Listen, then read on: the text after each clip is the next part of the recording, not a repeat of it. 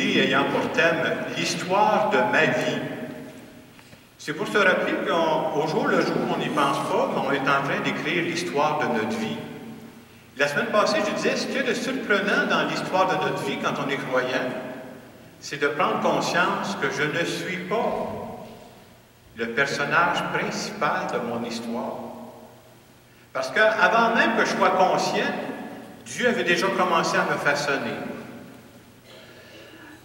Avant même que mes parents aient pensé à moi, Dieu avait pensé à moi.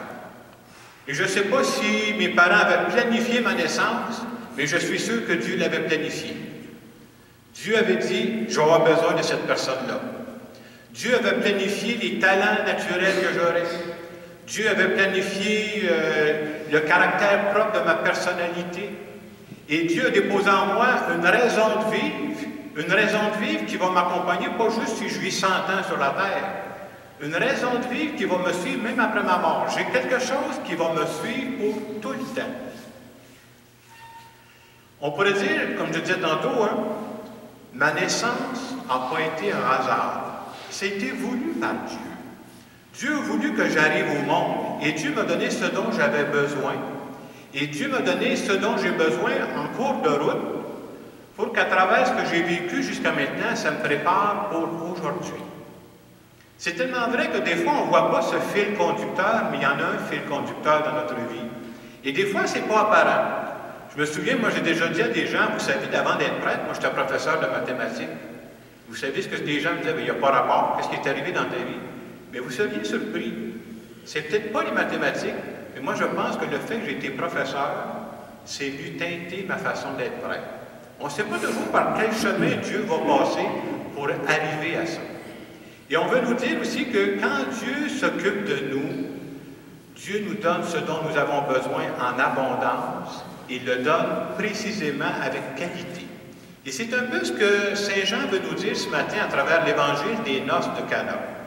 À travers cet évangile-là, il y a tout un message. Saint Jean prend la peine, nous on écoute ça, on est sérieux, on est dans une église, mais il y a de l'humour dans cet évangile-là. Saint Jean prend la peine de donner des détails. Et quand il donne des détails, ce n'est pas pour rien, parce qu'il veut nous faire réfléchir. On dit que quand Jésus a changé l'eau en vin, on aimerait ça que ça marche encore aujourd'hui, on prend la peine de préciser qu'il y avait 6 jarres. Vous avez retenu combien de litres il y avait dans chaque jarre? Il y en avait 100. 100. Ça fait 600 litres de vin. Moi, je peux vous dire, aux études, je suis allé à Cana en Galilée. Cana, là, c'est pas Saint-Hyacinthe, ça, là. Cana, c'est un petit village de rien. Alors, quand Saint-Jean prend la peine de préciser 600 litres de vin, vous savez ce qu'il veut dire?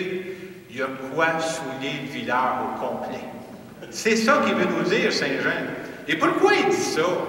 Il dit ça pour dire, faites-vous-en pas, ce que vous avez besoin dans votre vie, là, Dieu, il n'est pas chiche, il va vous en donner en quantité. Vous ne manquerez pas du nécessaire. Dieu, c'est celui qui donne avec générosité. Il prend même la peine de préciser autre chose dans cet évangile-là. Il va nous dire, puis c'est un très bon conseil, il dit, quand vous recevez du monde chez vous, là, commencez par du bon vin. Ils s'en rendent compte. Mais une fois qu'ils ont commencé à boire, vous pouvez leur passer la piquette, ils ne s'en rendront pas compte. Et lui, il dit, Dieu a fait le contraire. Dieu il a gardé le bon vin jusqu'à la fin. Autrement dit, quand Dieu nous donne quelque chose, ce n'est pas de la piquette qui nous passe. Il nous donne de la qualité, et de la qualité qui est adaptée à chacune de nos personnes. J'ai pensé en fin de semaine de dire qu'on pourrait regarder certains épisodes de notre vie, puis comparer ça à différentes sortes de vins. Des fois, il y a des vins qui disent « Oh, ça marche moins bien, le vin il est moins bon. Dans d'autres périodes de ma vie, ça va mieux, le vin il est meilleur. » Je ne pensais pas d'avoir à dire ça un jour dans une église, mais moi, le premier vin que j'ai bu dans ma vie, là, c'est du Bébé Doc. Ah, mon Dieu. D'après ce que je sais, c'est pas le meilleur cru qui se vend là, présentement. Et je dirais, je trouve ça symbolique, le Bébé Doc. Ça veut dire que ça fait référence à certaines parties de notre vie où ça va moins bien.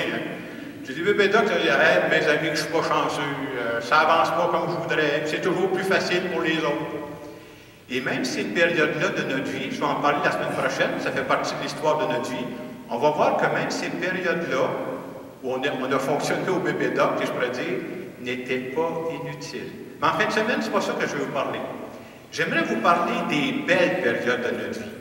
Des périodes où on a reçu en quantité et on a reçu en qualité. Et pour illustrer ça, j'ai amené une bouteille de vin. Je ne sais pas si vous allez bien la voir sur les écrans, ma bouteille de vin. Là. Elle a quelque chose de spécial, cette bouteille-là. Alors, la sorte de vin, ce n'est pas de la cochonnerie, ce que vous amenez, là, c'est la fiole du pape. Châteauneuf du pape. Et si vous voyez un peu bien ces écrans, qu'est-ce qu'elle a de spécial, la bouteille? Elle croche. On m'a expliqué que ce vin-là, il est tellement bon, là, ça fait crocher la bouteille. Et il y en a d'autres qui m'ont dit que si jamais je finissais la bouteille aujourd'hui, je serais aussi croche que la bouteille. C'est symbolique, mais je vais vous dire, c'est un vin de qualité.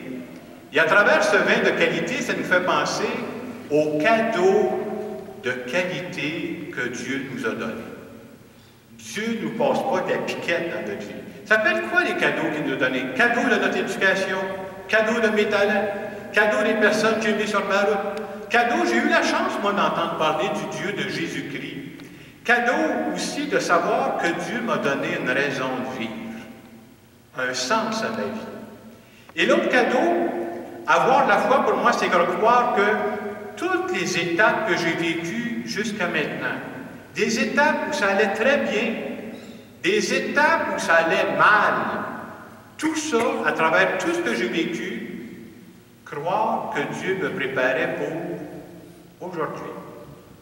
Moi, il y a des choses qui m'arrivent dans ma vie aujourd'hui, là, que j'aurais été incapable de faire il y a 10 ans. Mais là, je l'ai. Puis j'ai l'expérience. Puis l'expérience, pas juste les bons coups, c'est parce que je me suis rivé le nez. J'ai manqué mon coup, mais j'ai développé ma couenne, par exemple. Et aujourd'hui, je suis capable d'y faire face. Alors, je trouve que c'est un beau symbole pour nous de nous rappeler que Dieu nous donne du vin de qualité. Et j'ai pensé ce matin d'ouvrir la bouteille pour qu'on pourrait se partager ça, mais malheureusement, j'ai un autre messe à Saint-Joseph. Plus sérieusement, j'aimerais ça qu'on prenne un moment de silence ce matin pour se demander, ça serait quand les moments où Dieu a versé dans ma vie un vin de qualité? Et de prendre un moment aussi pour dire, est-ce que vous croyez à ça, vous autres? Qu'à travers toutes les étapes que vous avez vécues jusqu'à maintenant, Dieu vous préparait pour aujourd'hui. Il n'y a rien du passé qui est inutile. Ça vous préparait pour l'étape où vous êtes rendu aujourd'hui. On prend un moment de silence pour en parler avec Dieu.